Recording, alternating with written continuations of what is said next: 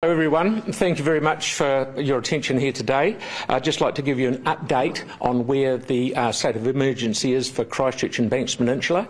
We've decided to hang on to it and keep it going. We'll evaluate it tomorrow, and if things aren't looking too good, we'll go again, but at this stage it's still in place, definitely for Banks Peninsula, and at this stage just for Christchurch. I'd just like to thank all the community groups that have worked so well together. The communication we're getting from us out to them and them reciprocating back to us has been absolutely outstanding, and it's worked probably the best we've seen for some particular time. I'm so happy that the rain here in Christchurch has more or less stopped. The retention basins were well full, probably over full in some respects. So now that the river is dropping, Heathcote River is dropping, it enables us to start lowering these retention basins down. Otherwise, we had another big rain event, we could be in a bit of deep trouble. But I'd just like to welcome the Minister, Mark Mitchell, and Vanessa Winnick along and say thank you very much for showing the effort and coming down here, especially going to Selwyn yesterday, because Selwyn copped it big time. You know, we got a lot out in Horswell and Banks Peninsula way. Towards the north, sort of Papanui way, it was wet, but not as bad as over there. So it was good that the Minister could come down and spend some time around at the Operations Centre and see how well our Civil Defence and Emergency team is going. So it's very heartening. Minister, would you like to say a few? Yeah, thanks, Phil. So, look, basically, it's really obvious that that the Mayor, the Chief Executive, the controllers, our first responders here in Christchurch have done an outstanding job, and the same in Selwyn. Both areas going into calling a local state of emergency.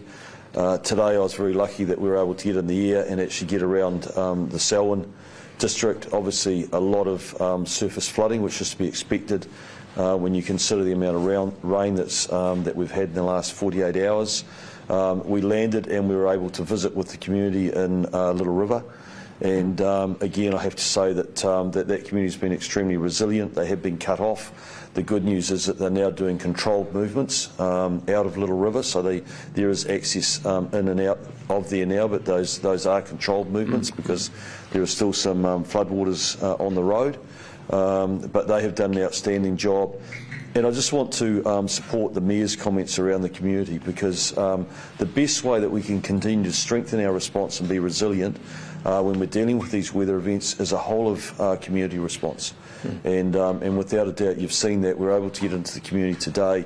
The feedback and the confidence that they have in the council and their civil defence teams is very clear to see. And the good news is we can all see that, thankfully, the weather is starting to abate. Not out of the woods yet. There's still obviously parts of the community that are affected and remain affected. But I'm confident now with the weather starting to abate that we're definitely heading in the right direction. Any questions? So how did the roads and the area look when you went on that flyover? So you primarily went over Selwyn and... Yeah, it was primarily Selwyn, and then obviously up to, we specifically wanted to get into Little River because we were very conscious of the fact that they had been cut off.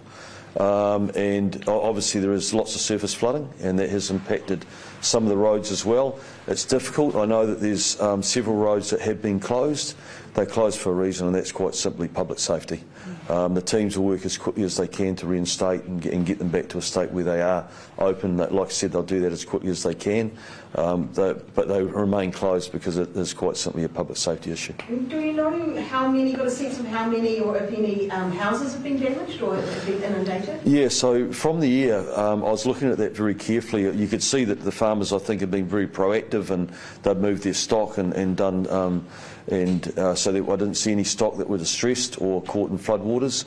The houses themselves, I saw one house that had clearly looked like it had been inundated, but basically most of the houses looked pretty good from the air. Was that sort of your observation as well? Selwyn huts. Yeah, Selwyn huts. So yeah, so the lower Selwyn huts, without a doubt, have been impacted. The other half of Selwyn huts were actually pretty good. The community there, the people that we'd spoken to, were very happy with the response and the support that they'd received from council, and they'd obviously been watching that river and monitoring that river themselves. They said that there was still plenty of capacity in that river, which was good to hear. Yeah. Is there further support on its way from central government? And so what's the position? Yeah, so of course we will bring support in. Sam Broughton and Sharon, the Chief Executive, and Selwyn are going to have to work out what that looks like in the coming days. There'll be assessments around what has been damaged and whether or not there's any support required from central government. They'll bring that forward, and I'd expect the same thing with Phil and Mary and the team here. Did you get a sense of where's the worst damage, where things look the most affected? Well, it's hard to tell at the moment because the floodwaters haven't subsided. So in terms of damage to infrastructure, I know that we were talking about it before we came in. There's definitely been some roading infrastructure that's been impacted, but not main arterial routes. They're sort of more local access roads. But and there's been some geo work done on that this morning. But that information is still coming through. And we've had some people raise concerns about the timing of the state of emergency in Christchurch. Phil Mauger, could you respond to that? Do you any regrets now that it's what you didn't call that earlier? Oh, no, I think so. What we were going to, we actually weren't going to call it at all. And then we found out that yesterday at about 3 o'clock the rain wasn't abating like we thought it would. And we thought, right, we'll throw this in there. The main thing is to do it while there's some hours of daylight and give people the assurance that we're there to look after them. But the main thing was that, say, down in these lower areas of the Heathcote River where it's 300 mil deep flooding, the houses are okay because they're up above, but if someone had a medical event in the middle of the night, they know they can pick up the phone, civil defence and emergency, straight there, no playing around. So that was the main reason to do it. So, but the issues in Akaroa with a few slips and stuff like that's a wee bit of a different story. So, do you think you were aware of the extent of flooding on the likes of the Little River, or did that come as a surprise? We always knew that. Well, Little River Road is a state highway, of course, but it's getting the water off the road and into Lake Forsyth is one of the issues, and we've got to maybe look at size of some of the culverts or how often they're cleaned out. That gets the water. The water on the road is higher than the water in the lake at that stage. It was, so it's a matter of getting it from there to there. So there was a few wee issues there that we've got to sort out. But how happy are you with the way Canterbury's infrastructure, roads, stormwater retention ponds have held up? Has this weather event revealed any areas of concern? No, as far as Christchurch is concerned, with that, we spent over 100 million, more than that, on retention basins in the upper Heathcote River, and they've worked extremely well. If rain had gone on for much longer, we would have been in deep strife, but it didn't. We're now, as the river recedes, we're opening the gates and letting them out, because normally all of those are dry all the time. So I'm very happy with the way things have gone, but I wouldn't have liked to see it rain for any longer.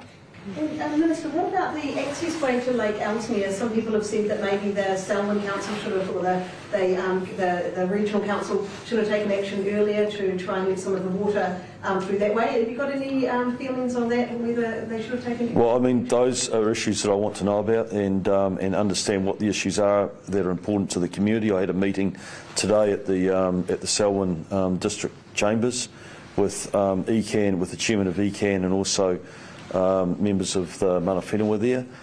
It's very apparent that there was a lot of work and a lot of focus on how they manage, Lake Ellesmere, and that and the fact that there was a request to put in to widen that access. All the information that they had in relation to that was what informed their decisions, and they're all united in the fact that that they've done the right thing and they've made the right decisions and they've done what they could in terms of managing that.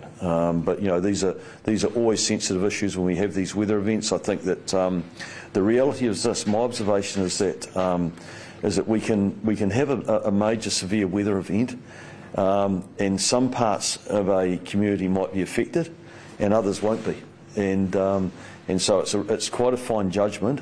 Just because an area hasn't called it and put themselves into a local state of emergency doesn't mean that there hasn't been action taken. I think Waimakariri is a really good example of that. I caught up with Dan Gordon this morning, and I was talking to him right from the start of the weather events as they flowed through here in Canterbury. And although they didn't call a local state of emergency, they had stood up their emergency operations centre, and they're already proactively dealing with it. And so, and my observations are, and I include Christchurch with this event is that the mayors, the chief executives, our controllers, our civil defence teams are very proactive, and they get going quickly. So yeah. But Major, can I just ask you too, there's a number of those houses along the Heathcote River that are frequent areas that end up getting, if not flooded, at least the water is really high around those houses. Do you have any concerns about their long-term viability? Well, no, you're quite right. We used to, before the earthquake, before everything sort of settled down and sort of sunk a bit, we had a lot of houses on Clarendon Terrace and Richardson Terrace. They were always our faithful ones that would always flood. Now they've been removed because of the earthquake and different things. But Hunter Terrace and the likewise of that I went to yesterday, the road is definitely low, but the house is at least, in most cases, a metre higher. Some garages have got garages under the house, and they got inundated, but generally the house is a lot higher. As you drive down, say, Burwood Ave, woof, straight down into the river, and that's where it was bad. The other side of the river, which was Centurus Road, was about half a metre higher, and no problem whatsoever. So it's just those isolated bits. But the main thing is we've got the retention basins holding it back. About 35 years ago, the council and the drainage board built a bypass called the Woolston Cut at the other end to get it quick out into the estuary, so we can get it out quick, and if we can hold it back, the bit in the middle will be saved a lot more. Do you think there'll be further moves though now? Do you think there need to be more assessment whether there's more that needs to be done, or what will happen next? No, I think the ponds that we've got have been more than capable. As more subdivisions come on, they build their own retention ponds, some of them, which will hold water back as well. What can the people of Canterbury expect as the rain starts to ease but we remain in a state of emergency over the next 24 hours from yourselves, local authorities and civil defence? Joe Average really won't notice any difference. Is that fair to say? Yeah, I think the decision at the moment to remain in a local state of emergency is that one part of the community has been impacted heavily, and it's important that all the information is collected and understood in terms of what the risks are, and so there's been a decision to keep that local state of emergency in place, which is the right thing to do. And like I said to you, these are always difficult things to manage because you can have big parts of the community that aren't impacted at all. We see the sun starting to come out and the floodwaters recede, but there's still damage that's been done, and it's important that we understand exactly what that is. So those people that aren't Joe Average, those communities that are affected, what can they expect to see over the next 24 hours from the civil defence local authority? They'll be able to see the constant, they'll be visible all the time. They can ring up and they'll be able to get anything done. So it's just how things change. Now, yesterday I was standing on the side of the river getting my feet wet, and I went down to exactly the same spot today, and the water is 1 metre lower. So instantly, a couple of tidal flushes, or just tide changes, we see a metre drop. So instantly it's better. This is in Christchurch, but fear not. If someone needs something, a la a slip, that'll be something that causes us grief on the Port Hills or over in Akaroa. That'll be the bit where they need to ring up and say, look, we're in strife here in civil defence. They're at the ready and they'll go and help them.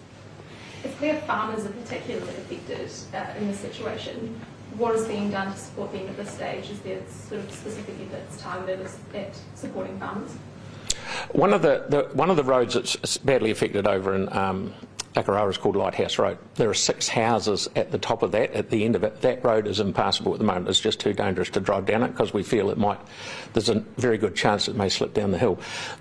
We've talked to them. They're realistic. They know there's other ways that they can get down and out if they have to. They're not cut off totally. So we're working with them all the time. We've been to see them all today.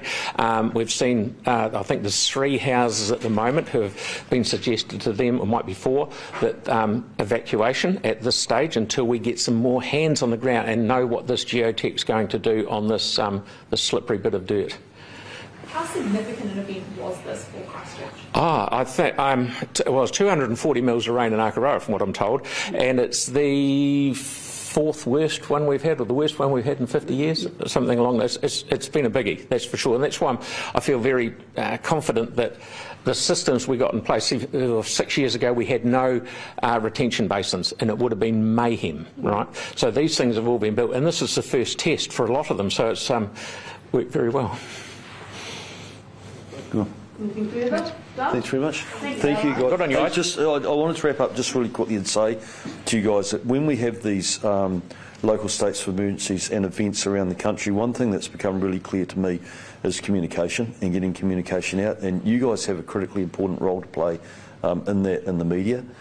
So I do want to genuinely thank you for actually fronting up. You at the media with us today. You know, even when we visited Little River, and it's actually fundamentally really important. So thank you very much for turning up. Thank you. Well done. Thanks, mate.